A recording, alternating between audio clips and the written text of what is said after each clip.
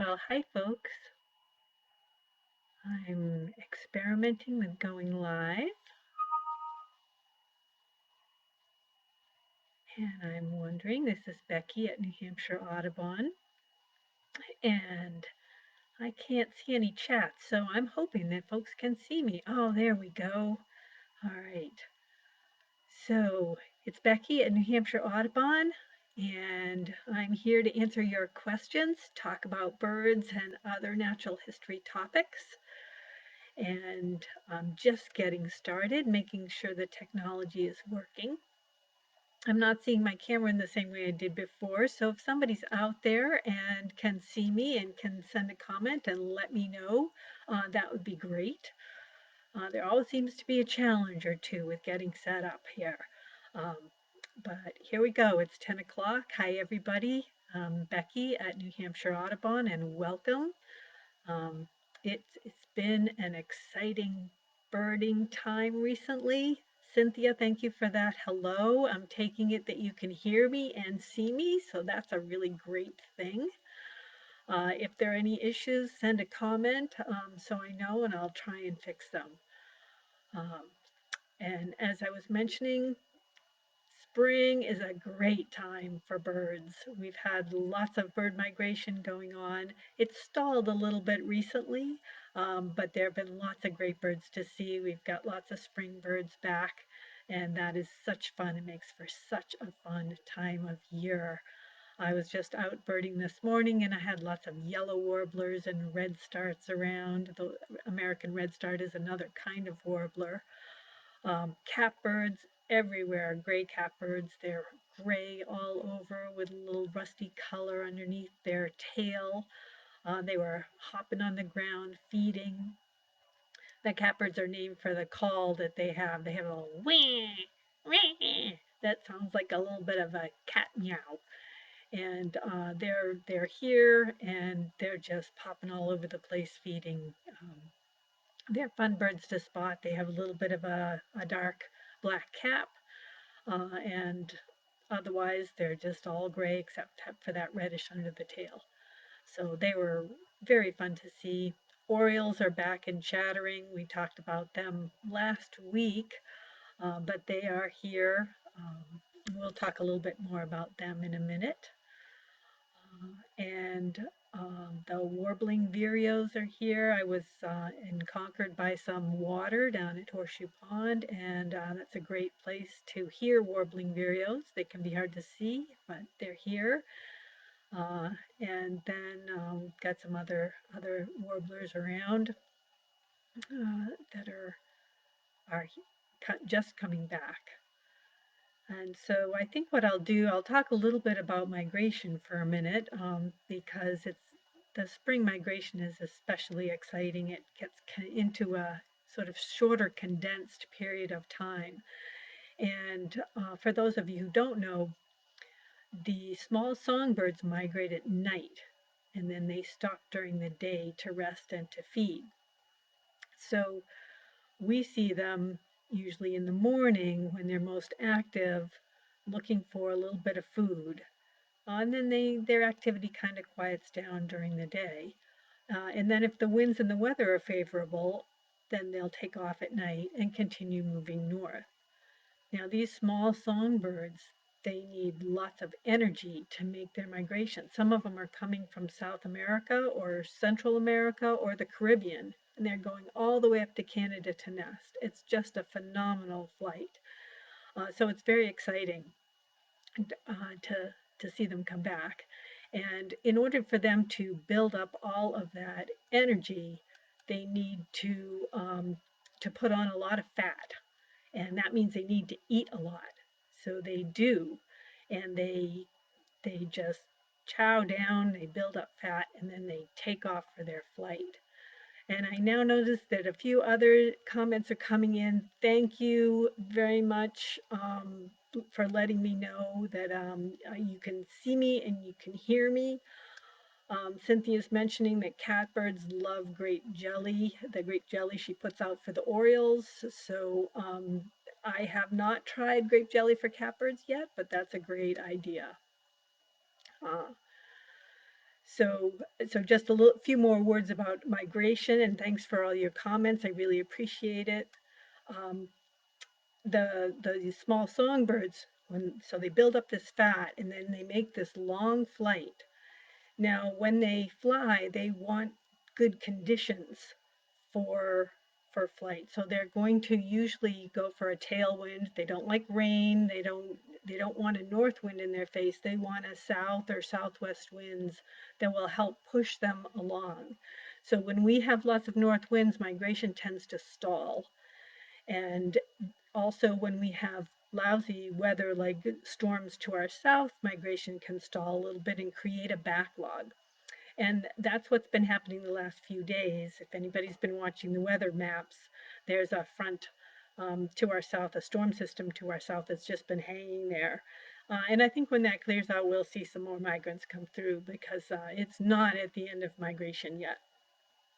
We've still got some late migrants to come through.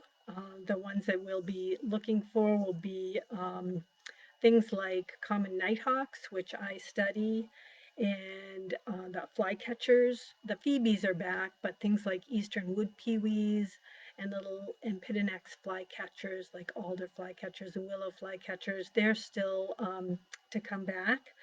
And we've got our late warblers like blackpoll warblers and Canada warblers. So rain, Anita's got rain 4 out of 5 days, and she's down in North Carolina. Anita, it's your storm system that's holding up birds coming back to New Hampshire, I think. So I hope it clears out soon, both for you and for our sakes, and the bird migration coming through. Um, So let me talk a little bit about the cowbird eggs. We mentioned them last week as well, but if you're watching nests, and this is the time of year when birds are nesting, and you're looking in a nest, maybe you can see it out your window, and you notice, oh, there's a different size or different color egg in the nest with these maybe three of a normal or one color, one size egg, and one of a different color and different size egg. That would be the brown-headed cowbird because they lay their eggs in other birds' nests.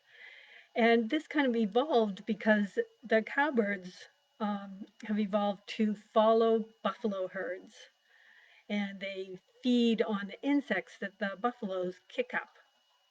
And if you can think about it, buffalo herds can travel miles. So if you're adapted to feeding um, with these traveling buffalo herds, you can't return to your nest every night to or every minute rather to incubate your eggs. You know, the eggs need to be incubated all day long, so the female bird has to sit on it for the entire day. And if her food source is moved 20 miles, she can't fly to it, feed, and then come back to her eggs and have them still stayed warm. So they've adapted by laying their eggs in other birds' nests. Now, of course, the brown-headed cowbirds around here are not following buffalo herds anymore, and sometimes the cowbird population can impact the songbirds. If you've heard of the endangered Kirtland's warbler, that was one of the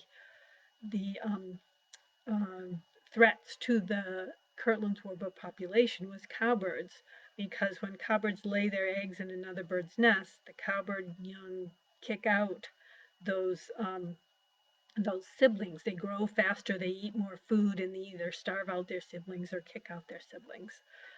Um, so it can be a hazard when you have an endangered species like the Kirtland's warbler. And cowbird populations have increased because they can adapt to human presence. So they'll find food other than with buffalo herds in some of our more open habitats and farm fields and things like that. Uh, so, so the cowbirds, you might see their eggs in the nest. And some birds can recognize those eggs and will actually throw the bird's eggs out and others will raise the cowbird chick, but they may nest again and have another brood of their own chicks without any cowbirds. So it's a delicate balance there with that. So if you are seeing any interesting birds, please send a message. Let me know what you're spotting. Again, it's Becky with New Hampshire Audubon. Happy to answer any questions that you might have, and happy to have you tuning in to say hello and see what's happening. Um, I want to talk a little bit more about bird migration, just because this is the time of year when we really notice it. And I was mentioning some of the later birds that should be coming through as soon as our sort of winds change. I think they're going to change maybe tonight or tomorrow night, and I think we'll have this new influx of birds. And I mentioned the flycatchers. There are some warblers, some later warblers that come through. These are warblers that nest much farther north or at high elevations. So something like the blackpoll warbler, it nests high up in the spruce fir forests in the White Mountains, and it nests in far northern Canada. And as you can imagine, there's not that much leaf out going on at high elevations right now. So they are late returning warblers. They'll come back when there is food starting to become available at these higher elevations. Now, a few trickle through early, and we've already had a few of these blackpoll sightings, but there will be a lot more in another week or so coming through. And another late migrant, Anita, is the common nighthawk. And the first nighthawk has been reported in Concord. I study nighthawks and their nesting nighthawks in Concord. And we've had our first bird spotted at a nest site. Well, we don't know if it will be a nest site this year, but it's been a regular nest site. But I went out last night and it wasn't there.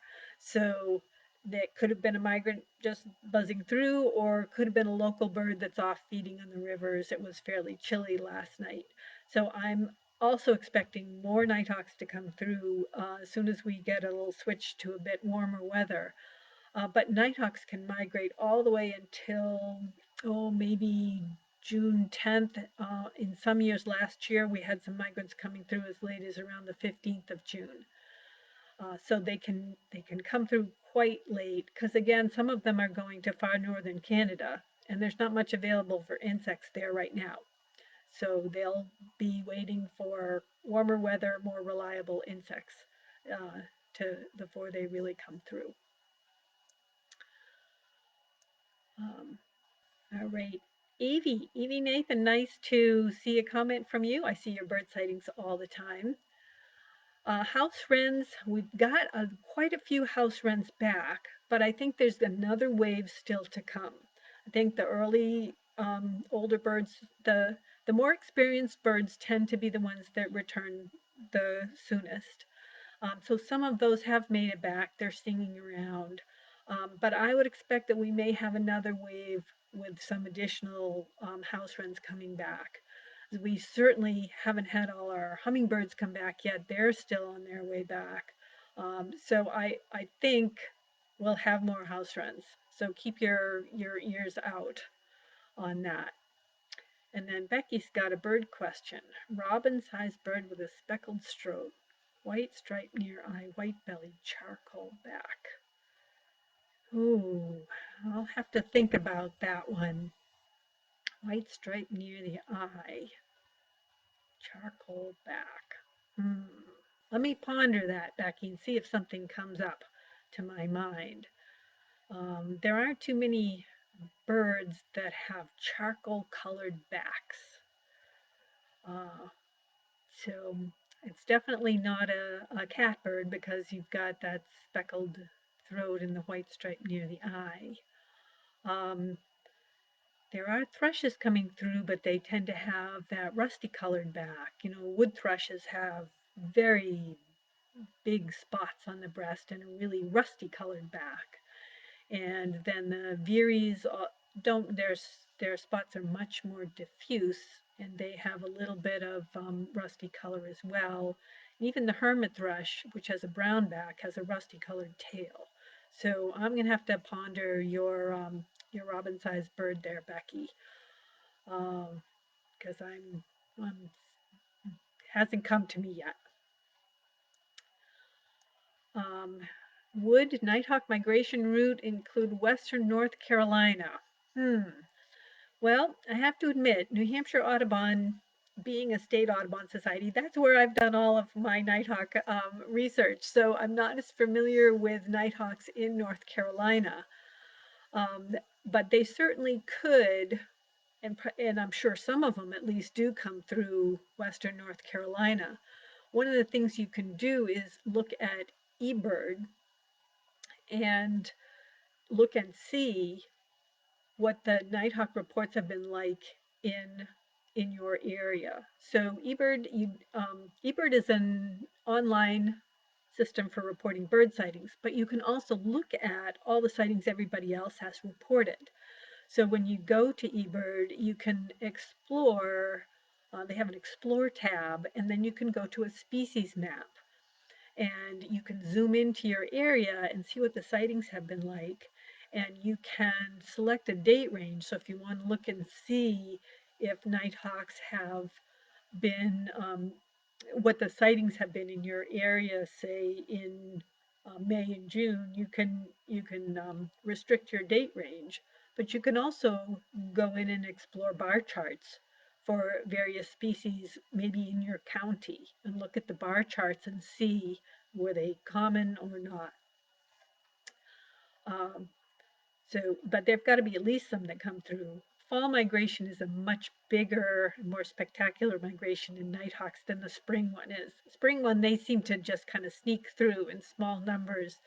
Um, I think in fall we can get huge flocks of 200 birds, and people who do fall nighthawk migration can count thousands of birds in an evening, but that doesn't happen in the spring. And I think that maybe the biggest spring nighthawk flock that we've had recorded in New Hampshire might be around 200 birds. And that's really rare. Usually you see 8 or 10 maybe going by. But keep your eye out, Anita. I'm sure you'll have some. Evie, juvenile robin is an interesting thought for that, for Becky's robin-sized bird with a speckled throat, because the juvenile robins do have spots. I don't think of them as having a charcoal back, but they certainly could. So that would be something to look at in the book, Becky, and see if you think it might have been a juvenile robin. Um, we've certainly got robins nesting and they can start really early, so it's possible to have one out at this point. It doesn't take them very long to incubate and then have the young ones out of the nest. They are, let's see, they're incubating, I wrote it down, 11 to 14 days. The female incubates the eggs, they hatch, both the parents feed them, and then it's about 2 weeks before the young ones fledge.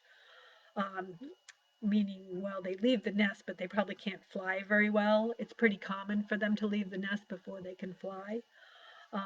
But um, let's see, that would be about a month. And we've had some chilly weather. Some robins have delayed nesting, but others have gone ahead and nested. So, yeah, I think a juvenile robin is definitely a possibility at this point. Um, Red-shouldered hawks in Kingston, Evie's asking about. Are their numbers increasing? It's a good question. There have been quite a few red-shouldered hawk sightings, but they have tended to be in areas where we have had red-shouldered hawk sightings. I don't know whether they're just more visible this year. There may have been a period of time when they returned, but the weather turned cold, so they didn't really start to nest right away, and so they were more visible. They might have had a good year last year, so maybe there are some more um, around from some good reproduction. But they're not generally increasing in New Hampshire. They're generally probably pretty stable and usually in pretty regular areas. Where do rose-breasted grosbeaks overwinter? Cynthia, thanks. Um, they are in, I believe, Central and South America. And I'd actually have to look up whether they go as far down. Uh, I don't mean Central and South America. I meant Central America and the Caribbean. I don't know if they go as far down as South America. I'd have to take a look and see on that, look at the map in more detail. Um, I'm afraid to click on the map. In fact, I was mentioning eBird. You could go to the species map for rose-breasted grosbeak and see where the winter sightings are. But because I had such technical problems last time, I'm afraid to click on anything in case I might lose you all. But that's where I go and look, or there are a couple of great resources on where birds are found. But the eBird map for rose-breasted grosbeak would be a quick way to do that. Okay, so Becky sounds like a juvenile robin might be a possibility. Oh, and hummingbirds. Susan's asking about hummingbirds. My hummingbird is not back. I saw one hummingbird once, very briefly, and I haven't seen it again. So I think they're hung up farther south with that system that's down there. Some have trickled through. There are some reports of hummingbirds, but I just think we've got a whole nother wave of hummingbirds to come in. In fact, probably the majority of hummingbirds. Um, yes, they typically have, I'm sure, always been here earlier, as you say, by the 9th of May. But given the snow that we had around the 9th of May, it's probably just as well they weren't back. And I think they're coming. I think they will be here. I think we just need to wait another 3 to 5 days is my guess on that. Mhm. All right, Scott is asking, is there a correlation between what backyard birders see versus large-scale population trends? Any examples of this? Wow, Scott, you're tested me on that one. There can be. We see it most often in the backyard winter bird survey. So New Hampshire Audubon runs a backyard winter bird survey in New Hampshire in the second weekend in February. And we oftentimes get people's comments ahead of time, like, where are all my chickadees? I don't have any chickadees. Or, oh my goodness, I have huge flocks of goldfinch.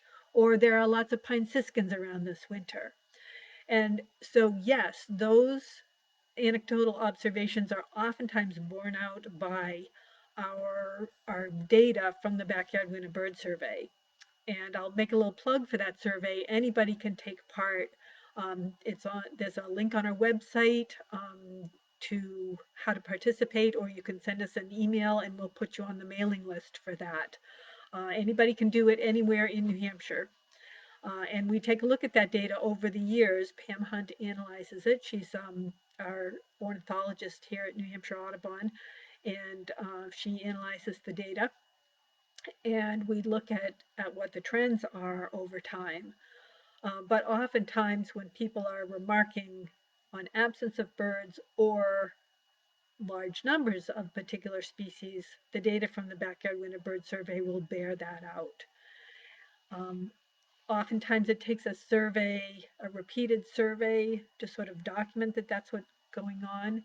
But people's observations and reported to eBird, that online program I was mentioning, online website where you can report your bird sightings, can also be reflective of some of the increases or decreases in birds, but not necessarily. It's not something that's easy to quantify. In the summertime, there are breeding bird survey routes, which are standard routes that are run once a year. They're 25 miles long, and the observer stops every half mile and records all the birds that they hear or see in 3 minutes. And the breeding bird survey is now international. It's in Canada, the US, and Mexico. And I think it may be moving down into Central America at this point as well. But the US data goes, um, the US breeding bird survey routes go into the Patuxent Research Center, and they analyze all of the data, and New Hampshire's routes get combined, and they get combined with New England and other statewide routes, and that's a great way to also look at populations and see what's happening with them. I'll make one couple of other mentions of observation trends that data have borne out, and that's the red-bellied woodpecker, which has increased in the state, and our backyard winter bird survey shows that. And same with Carolina wren and things like that. Okay, so I've just lost my video camera, so if somebody can let me know if you can still hear and see me, that would be great.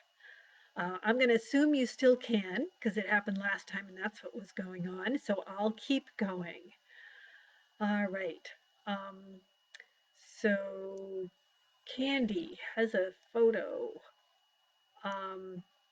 Heard that grape jelly is what Orioles like. Um, Grape jelly is certainly what has been talked about, and I mentioned putting out real grapes as well. But my guess is that any fruit jelly would be something that an Oriole would be interested in. Uh, and it's interesting that the mockingbirds like it as well. Oh, thank you. All right, I'm still going. So I can't see myself, can't tell that it's working, but I'll keep moving on this. Charlie, let me check and see what you've got. Um, Immature birds that are migrating here at this time of year don't breed. What is the purpose of their migration? Well, there aren't too many immature birds that would be back here and not breeding. I'm trying to think of one. So, for example, I'm thinking about American redstarts. That's a small warbler, and ones that were hatched this year, the males, it takes them 2 years to get their full breeding plumage. So this spring, if they were hatched last year, this spring when they come back, they look immature, but they can still breed. Something like terns, which take multiple years to be ready to breed, they go farther south in the wintertime, much farther south. You can go all the way down to South America. The immatures in general don't come back here. Occasionally they may, but in general we don't see them. Now, something like immature bald eagles would be around year round anyway. So my guess is that if an immature bird is migrating, it's either in hopes that it would still be able to do some breeding, or there may be some hardwired genes that say, spring, you must migrate, and this is where you're going to go. So it could be something that's just part of their makeup. Uh, uh, Candy is mentioning that she's never had bluebirds until last year. Um, well, bluebirds are just wonderful birds. I'll come back to them in a sec because Charlie mentioned oriole as an example of an immature bird that may migrate. Um, but Charlie, I think those immatures would be looking for a vacant territory that they might still be able to slip into and breed. So one of the things that happens is that small songbirds have strong site fidelity to their breeding location. So they return year after year to the same nesting place, same nesting areas, sometimes to the exact same nesting site. But not all birds survive the migration journey. And so there may be a territory that an experienced oriole once had that's vacant. And who's going to take over that territory? It's going to be a young bird that hasn't established a territory yet. So that immature bird may just go in and grab that territory and hope to attract a female to it, and could indeed attract a female to it.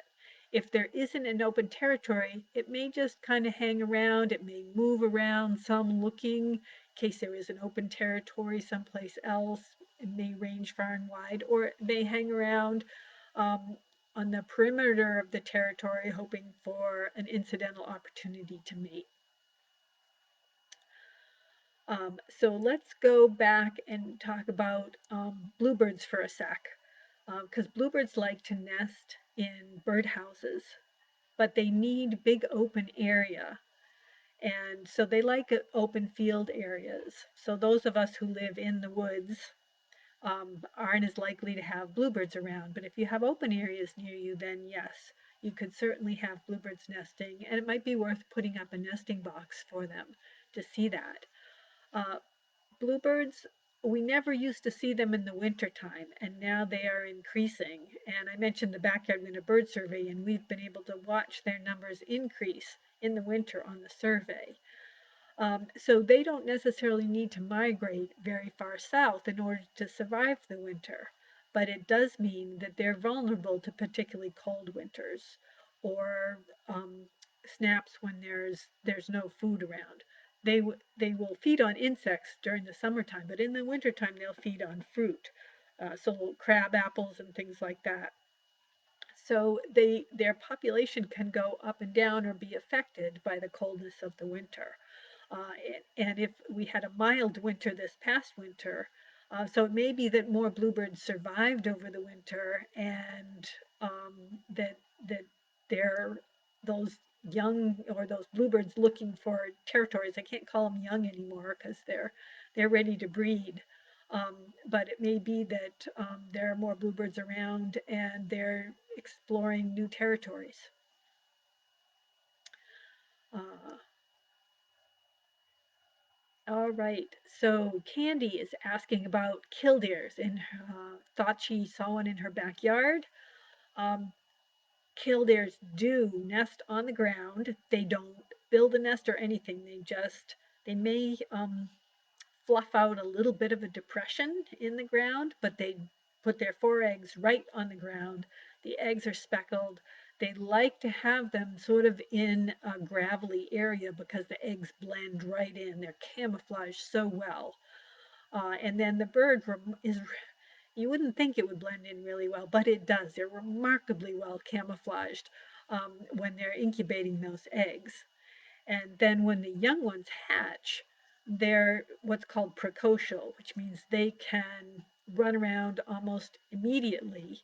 And the adults don't feed them, the young feed themselves, but the adults sort of shepherd them. They take care that predators don't come near and they watch out for them. So the young look like these little fluff balls on sticks run around and they pick at little insects that are on the ground and the adults will be nearby. Then if a predator does come around, the adult can do a broken wing display to try and lure it away. So if you've ever seen it, the the killdeer has a rusty patch on its tail, and it will flare that rusty patch and act like it has a broken wing. And then something, if you were a fox, for example, you might say, "Oh, there's a bird I might be able to catch," and go after the bird, and then the bird will fly a little farther away and do the same thing, and gradually lead the predator away from either the eggs or the youngsters. Um, So that's killdeers also will sometimes nest on gravel rooftops, and that can be a bit of a disaster because they may not be able to get off the roof to feed. But they're well known for nesting in on school grounds where they have big open fields and then maybe gravel edges to them or something like that. Okay, let's see. We've got robins eating great jelly, and Cynthia and Linda's got wrens in a nest and in a house on her deck. All right.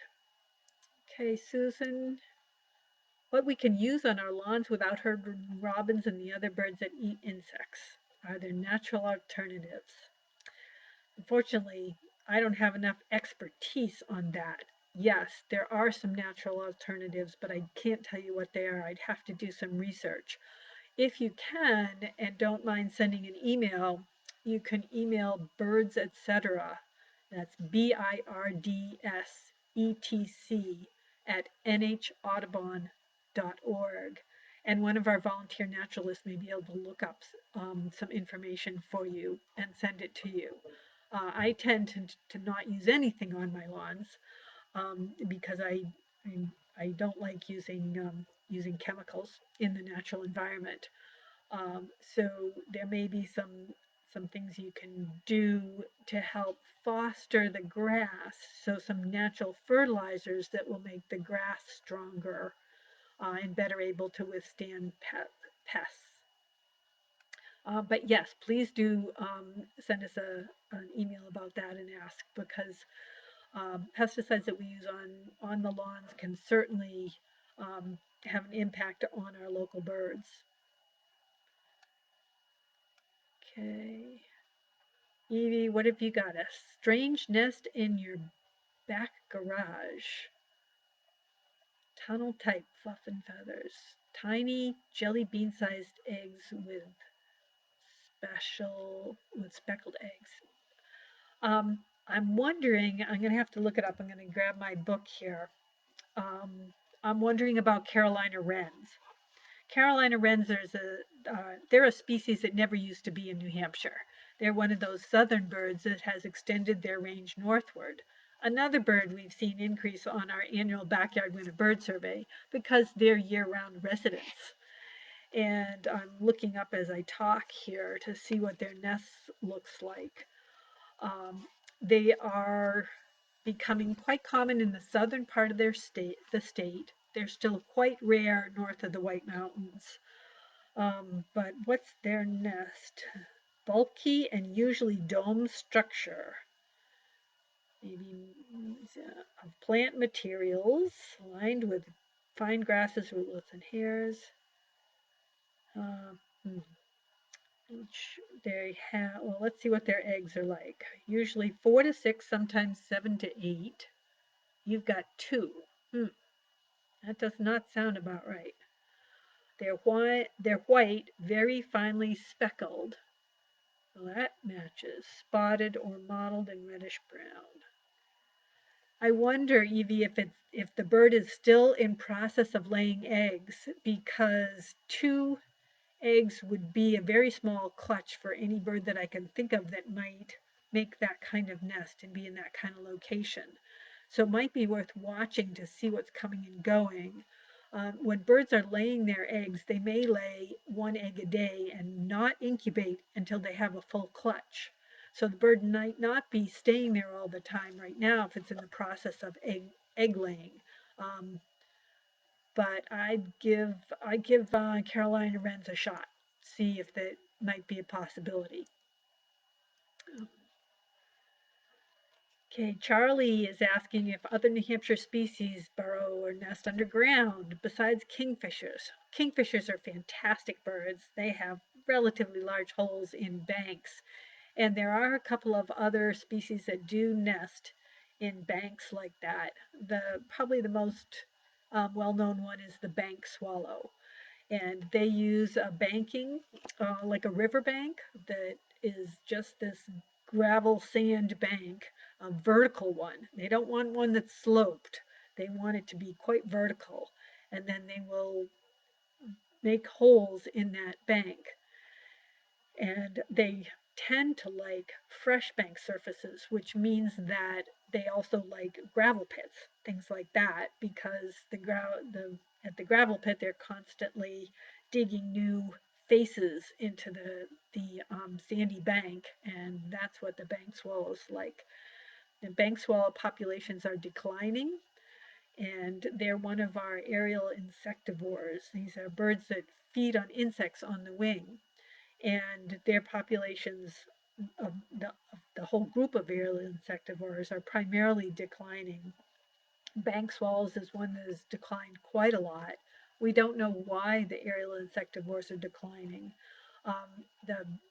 The nesting sites, these bankings, scarcity of bankings may be one factor with bank swallows, but there are banks that once had swallows that no longer do. So that kind of points to some other issues going on. And certainly, insect populations may be a factor. When you have something like a bank swallow, this is true for nighthawks as well, that they travel all the way to South America for the winter. Their conservation and protecting those populations involves not only the breeding grounds in our area, but their migration routes and their wintering grounds. And if insect populations are being impacted by the use of pesticides and habitat change, then that could be impacting their populations.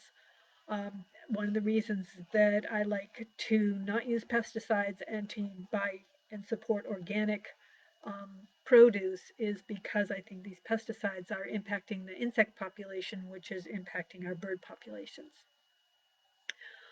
Also, underground or burrows, sometimes northern rough-winged swallows will do that, but they oftentimes will use these little cavities in rock walls. Um, old bridges that are built with the not concrete blocks, the granite blocks that have little gaps in them. They'll use that. We've also had pictures of them using the tailpipes of school buses that have been parked not being used. And there are even some artificial pipes that have been trialed to see if the rough-winged swallows will use them. Those are the ones I can think of at the moment. So I'll see if any more pop to my mind on that. Uh, Scott's asking if there are any species which the opposite has happened. Birds that used to breed here but are can no longer be found in the state. Yes, there are some species like that. Um, some of it is due to habitat change. So, for example, Henslow's sparrow used to be found in the state and no longer is. Sedge wrens used to be found in the state. Neither of them were particularly common, but when our state had been cleared around the 1900s, 90% of it was cleared for agriculture and for farming purposes and for sheep grazing and things like that, and created a lot more open grassland habitats. And that brought in grassland birds. And some of them we still have, like eastern meadowlarks or upland sandpipers, which are quite rare in the state now, but the places you find them tend to be around airports where there is a big open grassland area. And that that decrease in grasslands has resulted in well, the decrease in grasslands has happened because our forests have grown back up again. So forests, the fields have grown through their early successional shrubs and small trees up into forest areas, which the grassland species don't like. Back in the early 1980s, New Hampshire Audubon did a breeding bird atlas of New Hampshire, and it's got a record of all the species that were breeding at that time. Volunteers went out and surveyed the whole state, and I'm just opening that up to see what other species we used to have, but no longer do because some of those are mentioned. And a couple that I can think of right off the bat that I open to. One is the passenger pigeon, famously used to be in the state. Of course, that's now extinct. Another is golden eagle. We used to have golden eagle's nest in the state, and we no longer do. Um, some of the others, things like snowy egrets, um, some of the perhaps little blue herons may have nested in the coastal area, and development may have impacted some of their habitat there. We also used to had, or at least one point, had a nest of barn owls in the state, but they are quite rare. Uh, we have barred owls, which are people oftentimes get them confused. barn owls, Barn, have known to nest in barns, and that's where our the last breeding record was in the 1970s in Hollis in a barn. But the owl that we have now quite commonly is a woodland owl, and that's the barred owl, Barred. And they tend to like woodlands where there is some kind of swampy area. In fact, oftentimes where you find barred owls, you also find red-shouldered hawks. And then where you find red-tailed hawks, you often find great-horned owls. And great horns are the big owls with the ear tufts. Let's see, what else maybe used to breed here but no longer does? Well, evening grosbeaks are a really interesting story because back when I began bird feeding in the state in the 1980s, there were huge flocks of evening grosbeaks. And they would come to the feeders and clean them out. It was great. And then they've gradually disappeared. But the interesting part about evening grosbeaks is it never used to be in the state to start with. They came in, I think it was around the 1900s. I'd have to look up the exact date. But then they really started to increase in the 1960s. And what we think was going on was there was a spruce budworm outbreak, and evening grosbeaks took advantage of that food source and they increased dramatically. The outbreak was, I think, in like northern Maine up into Canada to north of us, northern New Hampshire. So the evening grosbeaks had a big increase in population because of the spruce budworm outbreak. And then as the outbreak died off and went away, we started to see a decrease in our evening grosbeaks. And they are still around, and we actually had more this past winter on the Backyard Winter Bird Survey, in part probably because there's another spruce budworm outbreak that's going on in Quebec. So that may be increasing their populations again, and we may get a spillover of this species with more of them coming to our feeders, which would be great as far as I'm concerned. I'm sure many of you remember Cynthia's, ooh, sorry, book fell down. Um, Cynthia's mentioning used to see them. Yes, we used to see them at feeders. There are a few places you can find them during the summer in the state, um, but that the number of them is very, very much smaller. Oh, Charlie's asking me a tough question. What's the most impressive bird I ever recall seeing in my career with Audubon? Wow, that's hard. I've done a lot of traveling for birding too. So, oh boy, I've seen some rare birds in New Hampshire. Um, One of the ones that comes to mind is the western reef heron, um, which was found in New Hampshire and was a very rare bird. Oh, I've done some bird banding out on Appledore and seen some wonderful birds in the hands, some small songbirds. Wow, most impressive bird. I have a hard time with that one. My favorite group of birds is the warblers because they're so small, they're colorful, they're all kinds of beautiful warblers that I love seeing. And so that's my favorite group. Um, it was pretty wonderful getting to help band a peregrine falcon chick with Chris Martin when I went with him on a trip when he was banding peregrine falcon chicks at a cliff site and got to help him band a peregrine chick, and that was great. Of course, I love my nighthawks. They're a wonderful species to see. What else have I seen? Scott, help me out here. What have I seen that's been an impressive bird? Hmm. Uh, I'll ponder that a little more, Charlie, and come up with some other highlights.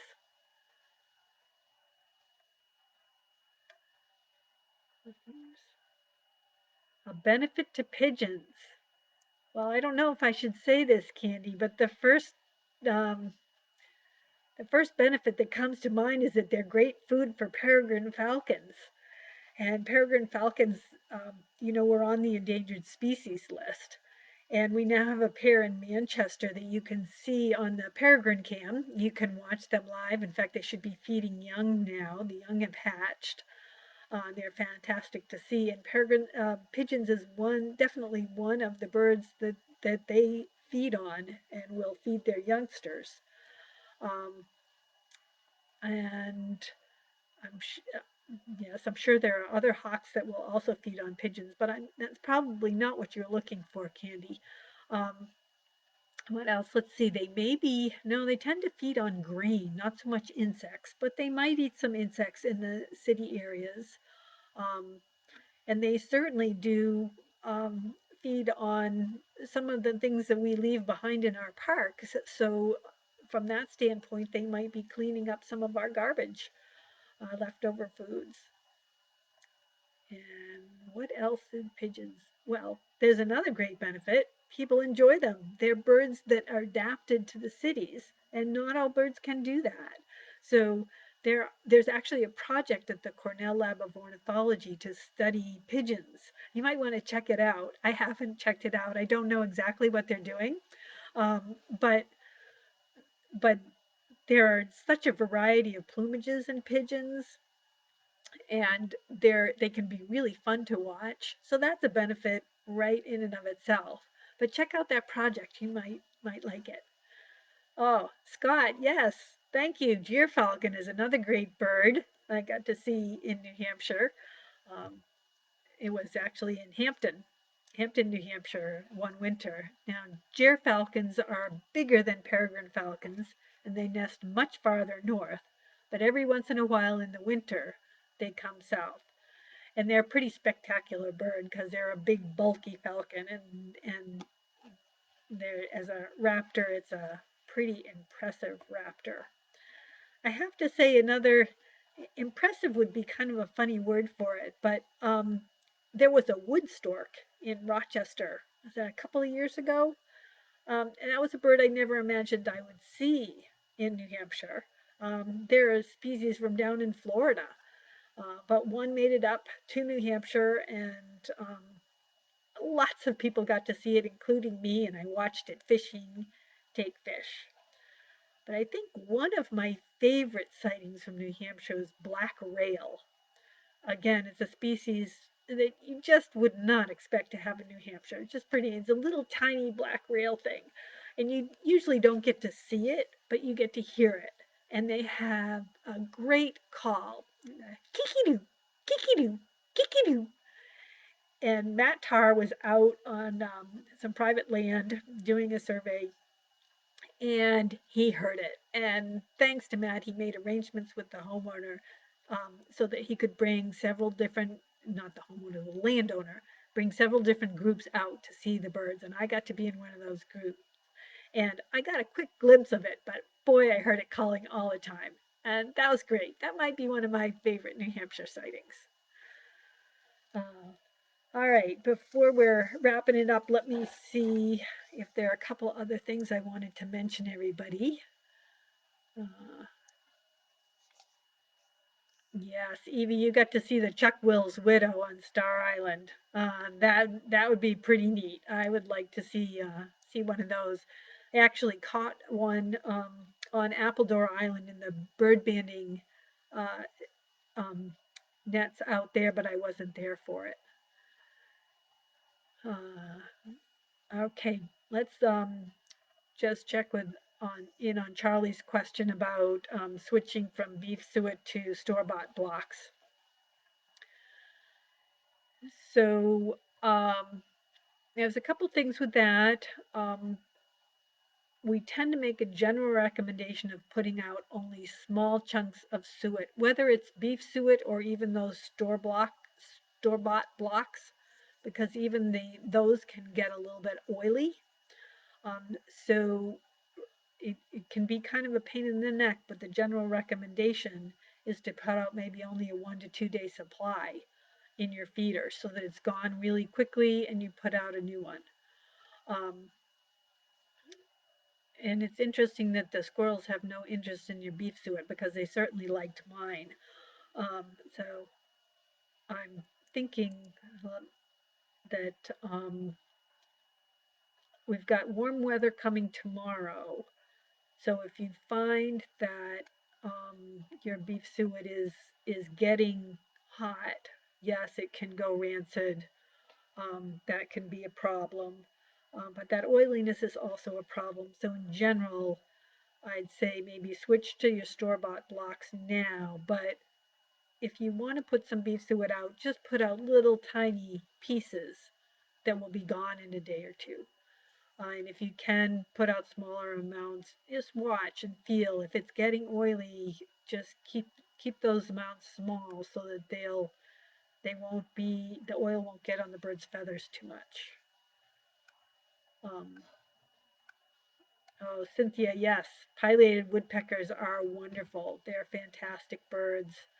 Um, Pileateds, we were talking about grassland birds that disappeared from the state as the woodlands grew up. Well, pileateds are birds that need lots of trees, so they have increased as our woodlands have grown up and are getting older, and there are larger trees. They like to feed on carpenter ants, so you can have a pileated in an area where you've got plenty of trees for them to feed on. And they can even come quite close to human habitation. They never used to at first, but now I think as they become more numerous and there are more of them filling in the habitat, then they tend to come a little bit closer to people, and they'll even come to Suet occasionally. They also like to eat berries in the winter, and you can see them in like a crabapple tree feeding on those berries. Uh, well, thank you, Susan. Thank you for your feedback. Anybody have any other questions out there that they would like to send in before we wrap it up? Well, I'm looking to see if there's something important I wanted to let you know. Mm, yes. Um, we can talk about bird calls another time. That's a whole another topic. Oh, I know. The one thing I'll sign off with mention is indigo buntings because they're just coming back, and they're all blue birds, totally blue. They're beautiful, and the time when you see them at the feeders is usually when they first come back. Once it gets a little warmer, they've been back a little bit. They don't usually come into feeders, but the first time they come back, you might see them at your feeder, and they'll go for sunflower seed, maybe sunflower hearts would be great for them. So watch for them. They can be easily confused with blue grosbeaks because evening grosbeaks, indigo buntings can have brownish on their wings. So they're easy to confuse, but the blue grosbeak is quite rare here. And the indigo buntings are coming into feeders now. So take a picture of it if you can. Send it in. I mentioned the birds, etc. email, BIRDSETC at NHAudubon.org. If you have a picture of something that you think is a blue grosbeak or an indigo bunting, send it along and we'll take a look at it. Evie's asking if we can do this once a week. We'll see if we do it once a week or maybe once every other week. We're still working on our schedule for live content. And it being spring migration, I might take a little week off to look. But yes, Jen's got indigos at her feeders for the last 4 days. So that's great. And stay tuned to New Hampshire Audubon for when we will be doing this again. Um, if you aren't on our email list, you can go to our website and sign up, and that we're sending an email out once a week that will mention what our live events are going to be. So you can always check that or check on the website and see. And if you missed it, this should be up on our YouTube site sometimes in the near future. Thanks everybody for making comments. I still can't see the video, so it's really good to know from you all that you can see and hear me. I really appreciate it. Enjoy the birds out here. Let's hope that we all get our hummingbirds back in the next week or so. And thanks very much to everybody for watching. Again, it's Becky Suomala with New Hampshire Audubon, and please join us again soon. Thanks a lot. Bye-bye.